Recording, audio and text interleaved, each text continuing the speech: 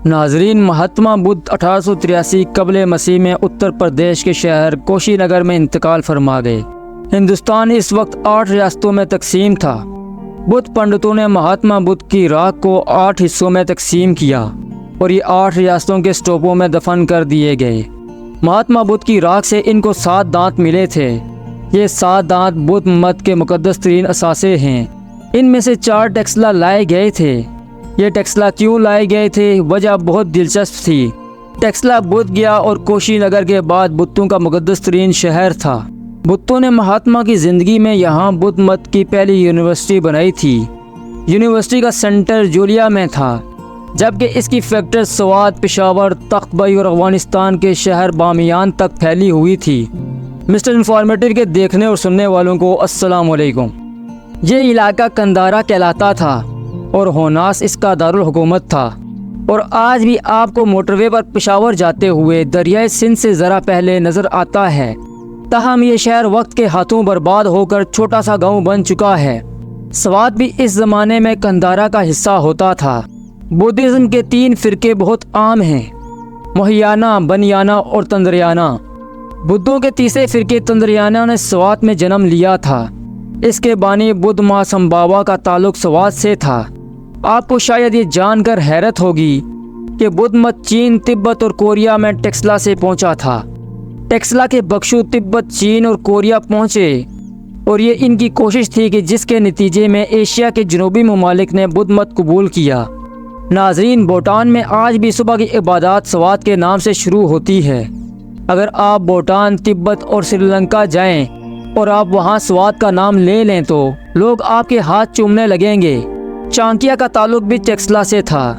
General group Maurya ने भी 322 कबल मसीह में जांकिया के साथ मिलकर टेक्सला में मौर्य सल्तनत की प्लानिंग की थी। अशोक आज़म इसी मौर्य सल्तनत से ताल्लुक़ रखते थे। ये हिंदुस्तान का पहला बादशाह था जिसने 260 कबल मसीह में बंगाल से लेकर काबुल तक पूरे बरे-सग़ीर पर हुकूमत की। टेक्सला 2500 साल से बुद्ध मत का मुकद्दस तरीन शहर चला आ रहा है। ये इस दौरान उजड़ता और आबाद होता रहा, यहाँ तक कि ये मिट्टी का ढेर बनकर ज़मीन का रिस्क बन गया। जॉन मार्शल ने 1913 में टेक्सला के आसार खोदना शुरू किए और कमाल कर दिए। वो बुद्धों के मुकद्दस तरीन असासों यानी महात्मा के 4 दांतों तक भी पहुँच गया। जॉन मार्शल ने एक दान वसराय को पेश कर दिया और वसराय ने ये अड़ीसा में रखवा दिया। अड़ीसा आज भी इस दांत की वजह से इनके मुकद्दस तरीन मकामात में शामिल है। और दूसरा दान चिटागोंग पहुँच गया, जबकि बाकी 2 टेक्सला में ही रख दिए गए। नाज़रीन, महात्मा बुद्ध के बाकी 3 दान सफ़र करते करते श्रीलंका, चीन और ताइवान पहुँच गए और ये बुतों की मुकद्दस ज़ियारत गाह बन गए। श्रीलंका का दान गेंदी में है। ये सोने की दीवार के पीछे सोने के संदूक में रखा गया है। दुनिया का कोई शख्स इसकी बराह रास्त ज़ियारत नहीं कर सकता। अयूब खान ने चिटागोंग के दान को जापान गिफ्ट कर दिया था। जापान की पूरी काबीना और बादशाह ने एयरपोर्ट आकर इसका इस्तकबाल किया था और पूरे मुल्क ने सड़कों पर खड़े होकर इस दान की ज़ियारत की थी। वो दान गामागोरा शहर में खुसूसी टेम्पल बनाकर रख दिया गया। जापान इस तोहफे की वजह से आज भी पाकिस्तान और पाकिस्तानियों की इज्जत करता है। यूँ पाकिस्तान दुनिया का वो वाहिद मुल्क है जिसके पास महात्मा बुद्ध के 2 दांत हैं और ये 2 मुकद्दस तरीन दांत आज भी टेक्सला के म्यूज़ियम में मौजूद हैं। ये दोनों दांत कितने मुकद्दस हैं, आप इसका अंदाज़ा सिर्फ एक मिसाल से लगा लीजिए। पाकिस्तान ये दांत 2016 और 2018 में 2 मरतबा श्रीलंका लेकर गया। लाखों लोगों ने एयरपोर्ट पर इनका इस्तकबाल किया। सदर और वज़ीर आज़म ने आकर ये वसूल किया और लाखों लोगों ने कतार में खड़े होकर इनकी ज़ियारत की। ये कितनी बड़ी दौलत है, हम ये जानते ही नहीं हैं। हम ये भी नहीं जानते कि टेक्सला बुद्धों के लिए कितना अहम है। आप टेक्सला में हवेलियाँ जाएं, आपको वहाँ महात्मा बुद्ध का एक ऐसा मुजस्मा मिलेगा जिसकी नाफ में सुराख है। बुद्धों का अकीदा है कि जो शख्स इस सुराख में उंगली डालकर शिफा की दुआ करे वो सेहतयाब हो जाता है। ये मुजस्मा पूरी दुनिया में एक है और 2.5 साल से ये जूलिया में पड़ा है। जूलिया में दीवारों में बड़े बड़े ताक भी हैं। ये मॉन्स्टिक सील कहलाते हैं और ये बुद्धों के लिए इतने ही मुकद्दस हैं जितना हमारे लिए रियाजुल जन्नह।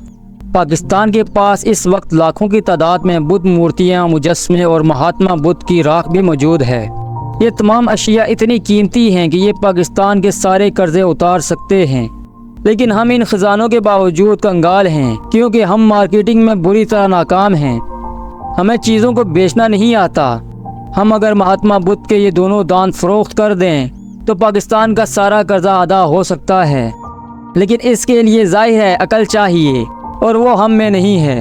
हुकूमत मुल्क में सियाहत को इंडस्ट्री बनाना चाहती है। ये बहुत अच्छा फ़ैसला है। सियाहत इस वक्त दुनिया की ताकतवर तरीन इंडस्ट्री है। दुनिया इससे अरबों डॉलर सालाना कमाती है। फ्रांस सिर्फ लोहे के ढांचे यानी आईफल टावर से सालाना 22 अरब डॉलर कमाता है और ये रकम पाकिस्तान की कुल बरामद के बराबर है, जबकि हम दुनिया के इन 10 मुल्कों में शामिल हैं जिन्हें अल्लाह ताला ने सब कुछ दे रखा है।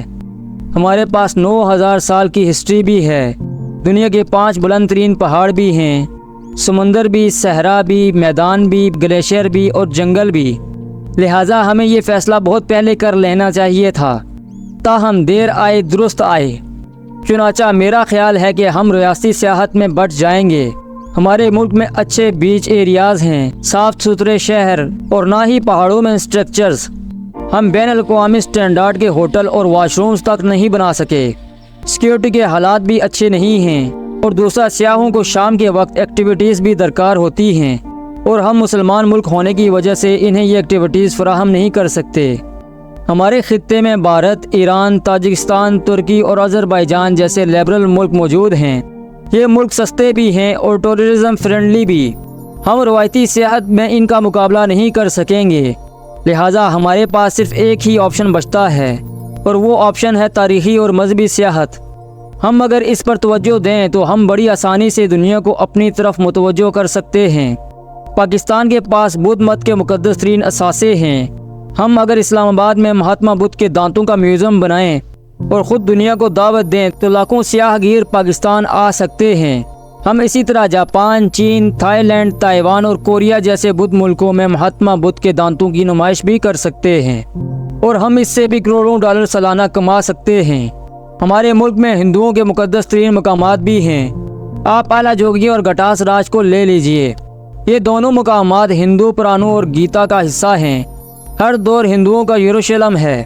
ये मकाम 1947 में तला जोगियाँ के जोगियों ने हिंदुस्तान जाकर आबाद किया था।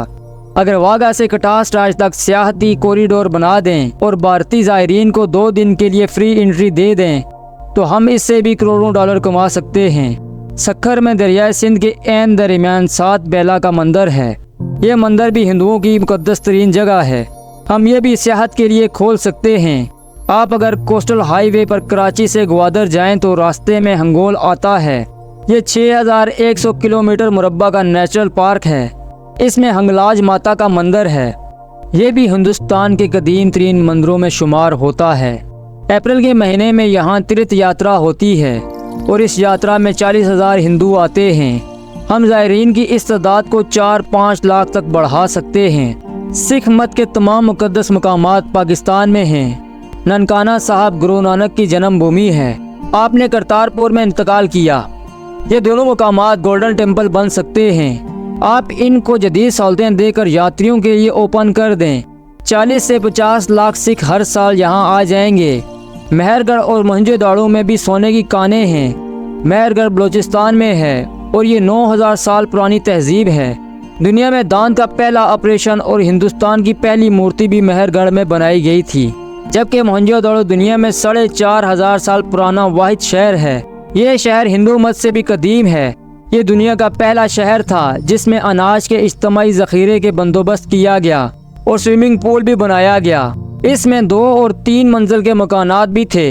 ये थ्योरी भी मौजूद है कि ऑस्ट्रेलिया बलूचिस्तान का हिस्सा होता था। ये आज से हज़ारों लाखों साल पहले बलूचिस्तान से टूटा और समुंदर पर तैरता हुआ कुब्बे जनूबी के करीब पहुंच गया। हम इस थ्योरी पर भी काम करके बलूचिस्तान को ऑस्ट्रेलिया के लिए खोल सकते हैं और पाकिस्तान में वारबर्टन, जैकबाबाद, लाइलपुर, मोंटगोमरी, एबटाबाद और कैमलपुर जैसे गोरों के लिए बेशुमार शहर मौजूद हैं। हम इन शहरों को पुरानी सकाफ़तों में तब्दील करके यूरोपीय सियाहों को मुतवज्जो कर सकते हैं। हम अगर सारा शहर नहीं तब्दील कर सकते तो अभी हम शहरों के चंद हिस्सों को पुरानी तर्ज में तामीर करके सियाहों को ज़रूर बुला सकते हैं। और हमें जल्द या बद देर कराची और ग्वादर के दरमियान नए इंटरनेशनल सियाहती शहर भी आबाद करना पड़ेंगे, लेकिन ये इतनी जल्दी नहीं हो सकेगा।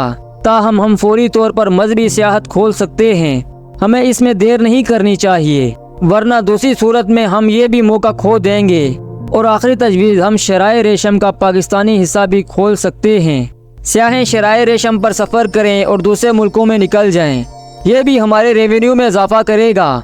नाज़रीन, तो ये थी आज की हमारी वीडियो। अगर वीडियो पसंद आए तो वीडियो को लाइक और चैनल को सब्सक्राइब ज़रूर कीजिएगा। हम मिलते हैं आपसे हमारी नेक्स्ट वीडियो में। तब तक अपना ख्याल रखिएगा। अल्लाह हाफिज़।